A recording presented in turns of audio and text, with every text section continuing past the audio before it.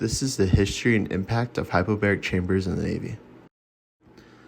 Hypobaric chambers, commonly referred to as altitude chambers, simulates the physical effects of high altitudes on the human body.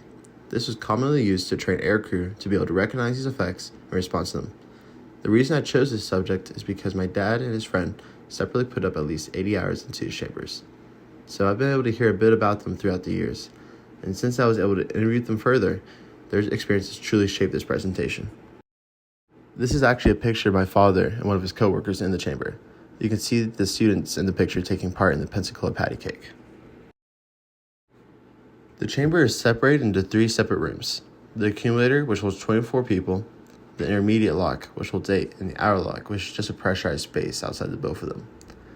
The chamber is set up this way so that the rooms can be put at different altitudes for separate functions of the chamber.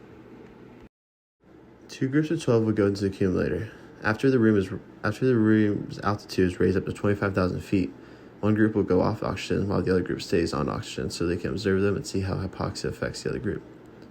Here, the Pensacola patty cake mentioned earlier is performed. It is basically the same as normal patty cake, but it includes the student tapping their helmet and then clapping their partner's hands. And as the game goes on, the students off oxygen will lose motor functions and be unable to do the game properly. The key objective from this exercise is for the students to be able to recognize hypoxia and put the oxygen mask back on before passing out. These effects include, but are not limited to, loss of motor function, lightheadedness, vision issues, and the chamber also has another side effect known as decompression sickness, otherwise called DCS. There would also be a demo at the end of the main exercise. This training was specifically meant for aircrew who would be working on pressurized air cabins. The purpose of this exercise is to show these students how rapid decompression would feel like and what actions they would need to take. To do so, once everyone except those who are taking part in the demo are out of the chamber, the remaining students would go to the intermediate lock. Here, they would take the intermediate lock to 5,000 feet and raise the accumulator up to 14,500 feet. They would then open the door between the 2 locks, and in this moment, they would hear an audibly loud bang, feel a gust of wind, and a dense fog will accumulate. This is to expose students to the effects of rapid decompression. The exercises mentioned before were strictly meant for students. Refreshers, returning personnel who just need to maintain the training to stay on par with protocol, would take part in a different training. They are still put in the accumulator, however they are given writing assignments to do while experiencing the effects of hypoxia. As mentioned earlier, a big issue involved with this exercise is decompression sickness, otherwise known as DCS. This condition can be life-threatening if not treated fast enough. Symptoms include joint pain, dizziness, and in severe cases, even death. This condition occurs because as you go up in altitude, pressure on the body is relieved.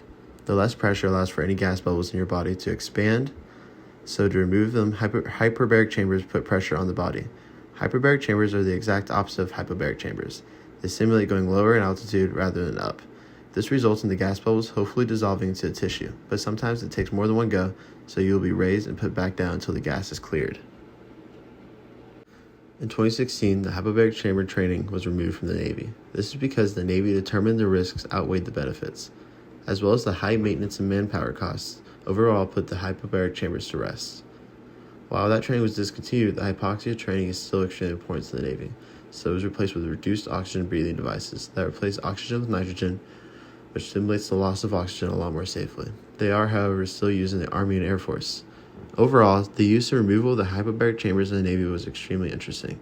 They proved to be extremely useful in training, and even though they aren't in the Navy anymore, I believe the continued use and branches show the chamber's effectiveness.